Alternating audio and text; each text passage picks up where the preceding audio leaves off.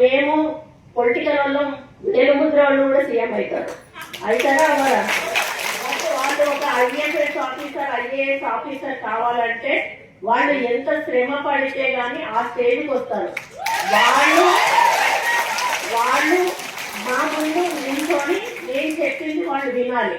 అంటే రాజ్యాంగం రాసింది, అది మనం ఏం చెయ్యలేము. దీన్ని విమర్శగా తీసుకోవద్దు దయచేసి, దీన్ని ఎక్స్పోజ్ కూడా చేయొద్దు. నా మనసులో ఉన్న అభిప్రాయాన్ని నేను చెప్తా ఉన్నాను. మాకు చదువు రాదు, మాకు సబ్జెక్ట్ తెలియదు, ఇష్టం ఉన్నట్టుగా వాళ్ళు ఏదైనా చేస్తే ఇష్టం ఉన్నట్టుగా తిట్టేస్తాం, మీరు ఏ పని చేయలేదు.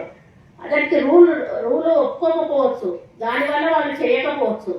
అట్లా అని అందరు అట్లా ఉంటారన్నాడు. కొంతమంది రూల్ పొజిషన్ ఉన్న చేయని ఆఫీసర్లు కూడా ఉంటారు, వాళ్ళు కొంత అడమెంట్ ఉంటారు. అట్లాంటి వాళ్ళని అనడంతో తప్పలేదు. కానీ ఎవరి పని వాళ్ళు చేసుకుపోతున్న వాళ్ళను మనం అప్పుడు కూడా డిస్టర్బ్ చేయొద్దు.